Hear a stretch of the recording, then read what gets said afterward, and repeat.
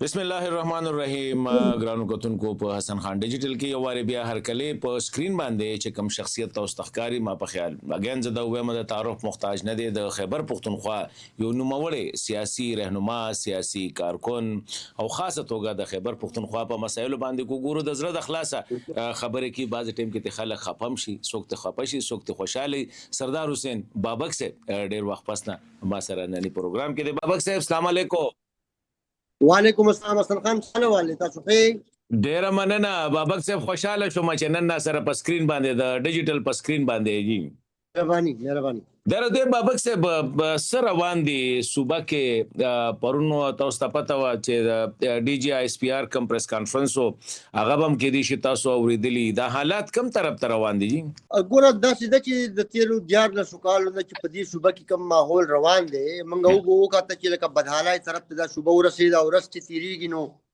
بدحالي کې دا غنور سیوا کېږي اقتصادي وضعیت چې دی هغه تباه شو په سیاسي توګه باندې زمونږ دا صوبه چې دا ډېره رستو پاتې شوه بېروزګارۍ کې دلته ډېره زیاته اضافه وشوه غربت دلته ډېر د لاندې سطحې ته راکوز شوی دی او تجارت او کاروبار او دا په مکمله توګه باندې ختم دي د امن و امان صورتحال چې دی هغه بدترین دی نو دا خو دی له مخکې په کار و چې دا دوره خواري پې کوله او دا دوره تیارې پکاو او یا مثال چې یو پارټي راوستاو د ټولو سیاسي جماعتونو د پاسه کېنولا او بیا د ټول ولس د پاسه کېنولا چې میډیا به ورته تفریح کړې وه او د هغې دپاره به پروپیګیشن کاو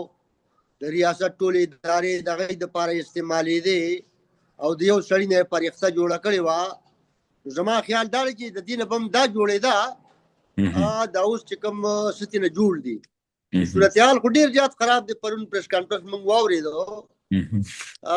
دې سره هم که موږ وګورو نو اوس به د هغوی په ملګرو کې اشتعال پیدا کېږي دا که په حقیقي معنو کې دا مرض دی ختمول غواړي تاسو وګورئ چې دلته په دې صوبه کې څومره کرپشن دی وکړو هر ډپارټمنټ کې چې کوم دی د کرپشن یو لوی سکینډل چې دی هغه دلته موجود دی او په هره شوبه کې د کرپشن یو بازار چې دی هغه ګرم دی او خلک چې دی هغه ډېر بدحاله دي ډېر زیات بدحاله دي بابک صاحب درته دوه مسلې تاسو یو خوا کرپشن ډیر زیات دی خو د کرپشن نه زیات د هر چا نه خو تاسو ته ډیره پته ده د دهشتګردۍ چې دا کم صورتحال دی چې ستا تقریبا نیمه صوبه داسې ده چې هغې کې نو ګو ایریاز دی هغې ته نه تاسو تتلی شئ نه زه تلی شم نه بل خلکو تتلی شي دې حوالې سره څه وایي چې د دغې څه حل به کېږي ګوره دوی خو ځان ذموار نه ګڼي د دې مسلې دپاره تاسو وګورئ نو هم د دوی په حکومت کې که موږ وګورو په دې تېرو 14 کالو کې داسې وخت راغلی دی چې پرویز خټک صاحب دوی له موږ دفتر یې ورکوو طالبانو چې کومه جرګه جوړه کړې وه نو د خپل طرف نه پکې د عمران خان نامه ورکړې وه د دوی وزیران وله بتې ورکوي یا مثال دوی وله ځایونه سپیس وله دوی ورکړی دی نو په دغه حواله باندې خو دوی ځان د دهشتګردۍ ذموار ګڼي نه نو یو پولیټیکل ویل سره دوی په میدان ولاړ دي موږ که ورته وګورو نو د هغوی دپاره یو سافټ کارنر چې دی دا خلک ساتي او په دې دهشتګردۍ کې چې د پولیس مورال د دوی د دې غیر ذموارۍ په وجه باندې چې دا مورال څومره ډاون شو نو موږ ګورو چې د پولیس مورال چې دی هغه دوی ډېر ډاون کو او همدغه وجه ده چې تاسو جنوبي اضلاع ته وګورئ چې ماښام نه پس سرکاري ټولو اهلکارو ته دا حکم ده چې هغوی به ګرځي نه او موږ وینو چې روزانه بنیاد باندې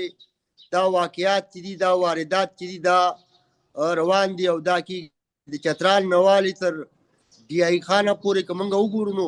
په روزانه بنیاد باندې د بدامنۍ دا صورتحال دی چې روزانه څه نه څه واردات چې دی هغه کېږي او بیا ځان دوی خو هغسې مدعي نه ګڼي دا خو هم د دې حکومت په وخت کې د دې خلکو په حکومت په وخت کې دا خلک واپس راغی او په کلاو توګه باندې جتی په دې ضلعو کې ګرځي او بتخوري هم کوي او ټارګېټ کیلینګ هم کوي او چې په کوم ځای کې وغواړي نه هلته واردات هم کوي دغه حالت خو بیا د بدامنۍ چې دی هغه ډېر زیات خراب شوی دی ډېر زیات خراب شوی دی اوس بابک صاحب لکه د بدامنۍ ده او بیا په خاصه توګه باندې دهشتګردۍ ده دا بغیر د مرکز او د صوبې د تعاون نه کېږي خو دې ټیم کې ماته خو نه ښکاري چې صوبه د ته تیار ده چې مرکز سره تعاون کی یا سکیورټي ادارو سره تعاون کی نو الله مګه که د حالات داسې روان وي نو صبح خو الډي تاسو نیمه خو لاړه د کوهات نخکته چې مونږه کوم ته نه ځلې دي الته کې حالات خراب دي که دا حالات داسې روان نو بیا سوي نه د مستقبل د صوبې ډیر خراب وینو مستقبل خو ډیر خراب وینو د میاش د پاسه وخت شو چې افغانستان او د پاکستان د تګ را تګ او تجارت چې کوم لارې دي هغه هم بند دي بیا د مرکز او د صوبې دا صورتحال چې تاسو وګورئ چې صوبایي حکومت پټ هم ټوپک پوګي خیر کله وایي چې په اسلام آباد ورځم کله وایي دا موټر دی کې بندوم او دلته یلغار کوم او دلته یلغار کوم په یو داسې ماحول کې چې مرکز او صوبه د ټسل ماحول له دغه تاوان چې دی هغه عوامو ترسي او بیا په دغه بدمنای کې هغه دهشتګرد د دینه پیدا لی او لګي داسې چې صوبایي حکومت د سہولتکارای کردار چې دی هغه ادا کوي ځکه چې هغه ځان ذمہوار نه ګڼي تاسو ګورئ چې دلته په دې جنوبي اضلاع کې هغه بل ورځو واردات روانو او دلته زمونږ وزیر اعلی صاحب او زمونږ حکومت لګیاو د کرکټ میچ کاو نو یې تاسو بیا خیبر ته وګورئ یا باجوړ ته مند تاسو یو ته وګورئ پاړه چنار ته وګورئ لکی مروت ته وګورئ یا دا ټول ضلعو ته چې تاسو وګورئ نو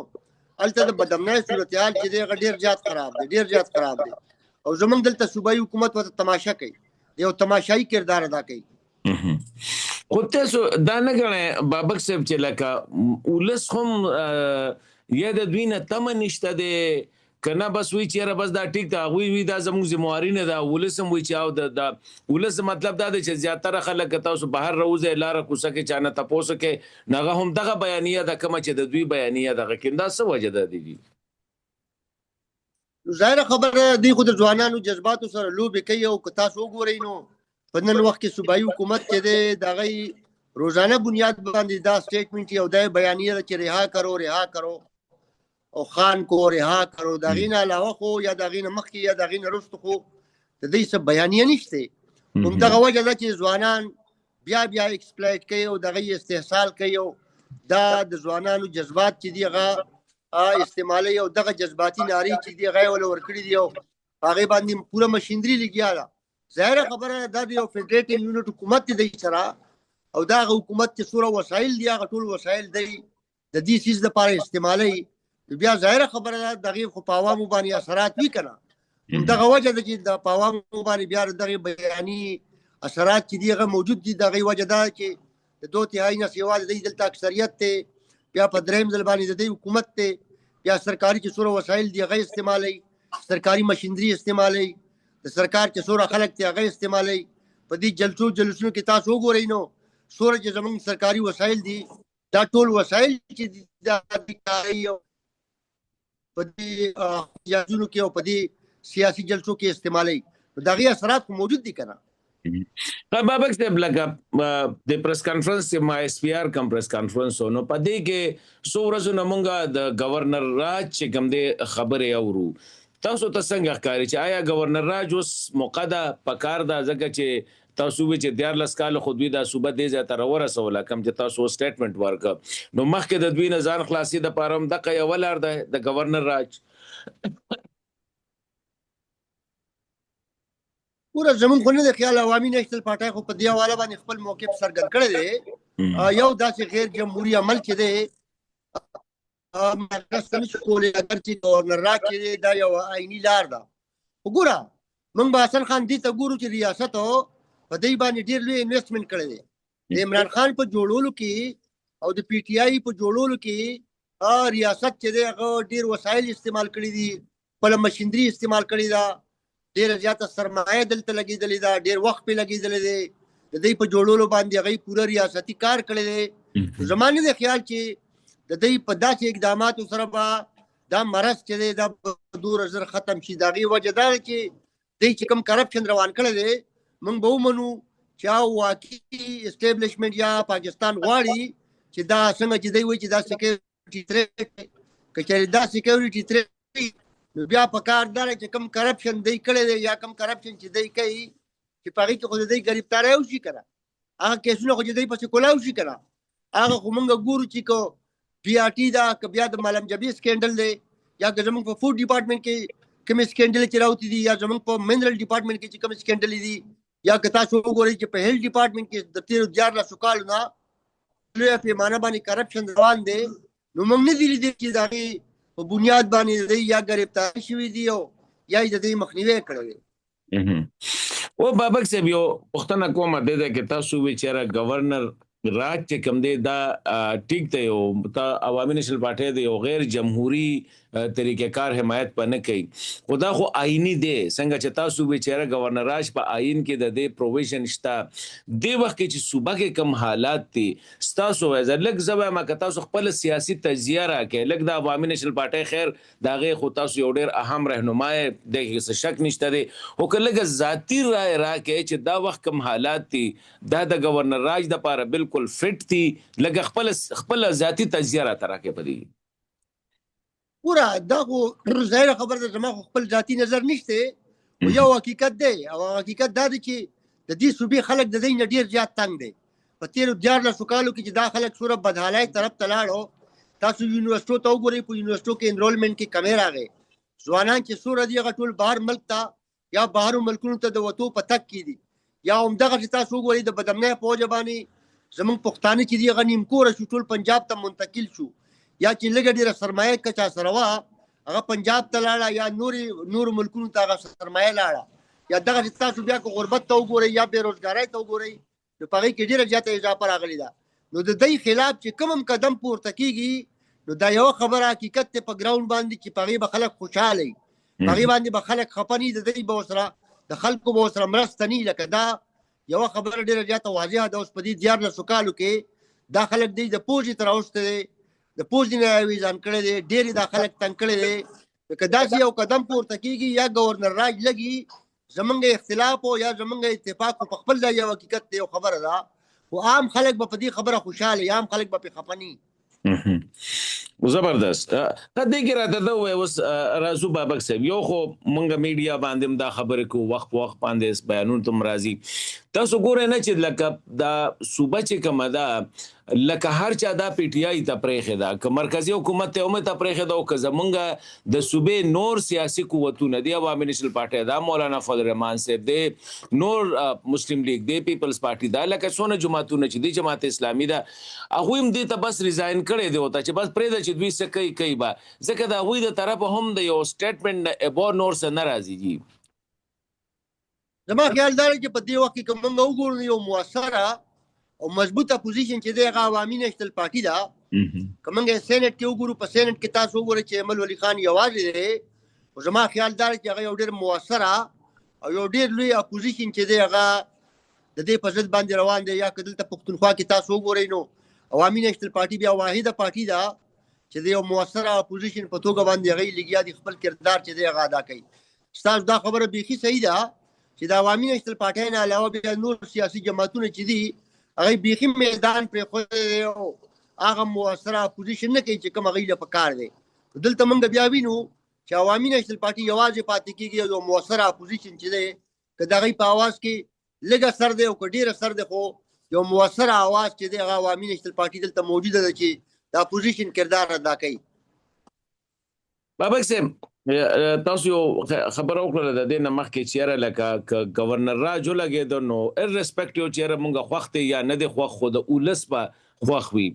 د گورنرانو کې یو نوم چې کوم دی د حیدر خان نوم راغلی دی او ظاهره خبره د حیدر خان چې کله وزیر اعلی نو هغوی د ښه اډمنسټریشن دپاره او د ښه دغه دپاره مشهور و په هغه ټایم کې که څومره د شدت پسندو یا د دې ګروپونو خلاف اپریشن هم شو نو ډېر په مېړانه سره چې کوم دی ولاړم و دا هر چاته پته ده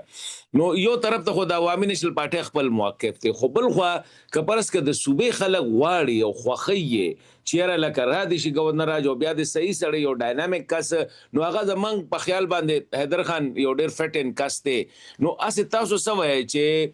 داسې وخت کې عوامي نېشنل پارټي به دا قرباني ورکړي چېرې یو خپل اهم کس چې کوم دی وي چې بس ټیک ته چې د صوبې فایده ده پکې نو حیدر خان دی لیډ کړي او زما خیال دا دی چې داسې د فیصلې وخت راشي نو بیا عوامي نېشنل پارټۍ کې خو فیصلې ادارې کوي او ضرور به مثال بیا مشاورت کېږي او یو خبره به باندې به مشوره کېږي او هغه ادارې نه به پاس کېږي او بیا به هغه اداره فیصله کوي چې لکه څه پکار دي او څه نه دي پکار، څه کول پکار دي او څه نه دي کول پکار. عوامي نېشنل پارټۍ کې خو فرد واحد فیصلې نشي کولی، بیا اداري فیصلې کوي. نو داسې ماحول کراغې داسې وخت کراغې نو ضرور ظاهره خبره ده عوامي نېشنل پارټي د مشاورت نه پس فیصله کوي. ٹھیک شو. راځو بابک صاحب تاسو وختي او اشارتن یو خبر وکړه چې د پاکستان افغانستان ترمنځ تجارت او پاغه کې ډېر نقصان برسي کې د غاړې تم پښتانه دی آی غاړې تم پښتانه دي د افغانستان د مسلې ته تاسو بابک صاحب څنګه ګورئ جی ایز ا پولیټیکل دغه د خبره کوم عوامي نېشنل پارټي افغانستان خو ګوره پاکستان خو غلطي دا ده چې افغانستان خپل 15مه صوبه ګڼي. دا د پاکستان غلطي ده. افغانستان یو خودمختار ریاست دی او پاکستان له پکار دي چې د افغانستان د خودمختارۍ احترام وکړي. افغانستان د پاکستان یو ګاونډي ملک دی. پاکستان له پکار دي چې د افغانستان احترام وکړي، د هغوی د خودمختارۍ احترام وکړي، د ګاونډګیرت احترام وکړي، هغوی سره د ورورولۍ تعلقات برابر کړي. دا چې کوم شکوک و شبهات دي چې دا ختم کړي، دا چې کوم د الزامونو دا سلسله شروع شوې ده چې دا بند شي. که دوی ته د افغانستان نه څه اعتراض وي پکار دا چې په سفارتي توګه باندې په هغې باندې کښېني، خبره وشي. او بیا پاکستان له پکار داري چې پښتانه مشران هلته ولیږي. لکه ګوره تاسو د دې بندو لارو خبره ده، د پاکستان خو ګوره دا په پنجاب کې د پنجاب یا جرنیلان فیصله کوي یا د پنجاب مشران فیصله کوي. د افغانستان په حواله باندې کله هم د پنجاب جرنیلان او مشران خبره کوي یا فیصله کوي، هغه صحیح نشي کېدی. دا پښتانه مشران کوي. پاکستان له پکار دي چې د پښتنو مشرانو یو جرګه جوړه کړي، افغانستان سره کینی او دا مسلې چې دي دا حل کړي. تر څو پورې چې افغانستان یو خودمختار ریاست ګڼل شوی نه دی، تر څو پورې چې پاکستان د افغانستان احترام لړنه کړی نه دی، اول ته یې د ګاونډګیرت هغه کردار خپله ادا کړی نه دی. زما نه دی خیال چې دا حالات صحیح شي. ځکه چې نن خو نه اشرف غني هلته ناست دی، نو هلته کرزی ناست دی. هلته خو دا چې کوم حکومت په افغانستان کې نن دی چې کله دا حکومت راغی نو دلته پاکستان ډمامې غږولې. ټولو سیاسي جماعتونو د عوامي نېشنل پارټۍ نه علاوه مبارکۍ ورکولې. چا ویې موږ د غلامۍ زنځیرونه مات کړو، چا یوه خبره کوله، چا بله خبره کوله. نن تاسو وګورئ دوی د هغې نه هم تنګ دي. نو دا ډېره زیاته واضحه ده چې د پاکستان مسله افغانستان سره ده. دا که دا چا اقتدار په افغانستان کې راشي خو د پاکستان مسله د افغانستان سره ده. او دا هله ختمېدی شي چې تر څو پورې د یو باوقاره با احترامه ګاونډي په شکل باندې دوی کتلي نه، نو دا حالاتو کې سمې نشي راتلی. اوس دی کې بابک صاحب لکه پاکستان ریاست چې کوم بیانیه ده هغه صرف دغه د چیرې زموږ افغانستان سره نور هیڅ دغه نشته دی، صرف د ټي ټي پي په دې مسله باندې چیرې دلته کې او دا خبره اقوام متحده هم کوي، دا نورم کوي چیرې په افغانستان کې د ټي ټي پي یعنی تحریک طالبان پاکستان کوم چې پاکستان کې کلدم تنظیم دی د هغې پټنځایونه دي، د هغوی لیډرشپ دی، هغه د هغې خاورې نه په پاکستان باندې حمله کوي. دا د پاکستان موقف دی. وایي چیرې په دې زموږ سره دوی تعاون نه کړي نو موږ هیڅ قسمه تعاون. حسن خان ګوره دا حسن خان دا موږ ټول د پاکستان باشندگان یو. ټي ټي پي خو نن نه جوړ شوی، 20 کاله شو چې ټي ټي پي جوړه شوې ده. او دوی چې دا خبره کوي چې په افغانستان کې دې ځای کې اډه ده، دې ځای کې اډه ده، ولې په ډي آی خان کې اډه نشته؟ ولې په لکي مروت کې اډه نشته؟ ولې په صوابۍ کې اډه نشته؟ ولې په سوات کې اډه نشته؟ ولې په بونیر کې اډه نشته؟ په کورمه کې اډه نشته؟ په باجوړ کې اډه نشته؟ په خیبر کې اډه نشته؟ په مومندو کې اډه نشته؟ د ټي ټي پي خو په هر ځای کې اډې دي. په کلاو توګه د جتو په شکل باندې ګرځي. دا ګوره پاکستان ځان خلاصوي. دا د پاکستان د ریاست دی او دلته امنیت قایمول چې دي دا د پاکستان ذمواري ده د ریاستو چې دلته خپلو شهریانو له خپلو باشندګانو له د امن او امان صورتحال کې د ژوند تیرولو ماحول چې دی هغه ورله ورکړي. او دا هله ممکنه ده چې کله دوی وګڼي دا چې دوی وایي چې واقعي موږ دا دهشتګردي ختمو او د دې دهشتګردۍ خلاف اقدامات کوو. بابک صاحب ستاسو خپل څه خیال دی؟ لکه پرس که تاسو د ټي ټي پي دا خبر وکړه دلته مړي دي دلته مړي دي افغانستان کې به مړي، نو لکه د دې د پاره څه پکار دي؟ تحریک طالبان پاکستان خبرې اترې پکار دي، اپریشنز پکار دي، څه پکار دي چیرې دا مسله خدای پاک حل کی؟ ګوره دا خو یو ایټمي قوت دی حسن خان، دا خو واضحه ده. موږ له دې ته کتل پکار دي چې که چېرې موږ دا جواز جوړو چې د افغانستان نه دلته طالبان راځي او روانې کوي، نو دی ایران ته ولې نه ځي؟ دی چین ته ولې نه ځي؟ دی روس ته ولې نه ځي؟ دی هندوستان ته ولې نه ځي؟ او دغه هم پرېږده حسن خان، دی پنجاب ته ولې نه ځي؟ د چترال نوالي تر چمنه پورې ټول عمر چې دا ماحول دلته خراب دی نو موږ څنګه وګورو چې زمونږ ریاست چې دی هغه په دې کې سنجیده دی چې هغه غواړي دا چې دلته دهشتګردي ختمه شي. دا خو یو اټومي قوت دی په پنجاب کې د امن قائم کړی دی او په پنجاب کې امن دی نو هلته خو دا ګایډنس نشته. په پنجاب کې خو موږ بدامني ولري ده په سند کې خو موږ بدامني ولري ده په پښتونخوا کې او بلوچستان کې ټول عمر بدامني ده. نو دې ذمہوار ریاست ته ریاست لا نه دی په کار چې د دې لپاره ځان افغانستان ذمہوار وګرځي یا تا ذمہوار وګرځي یا ما ذمہوار وګرځي یا بل ذمہوار وګرځي.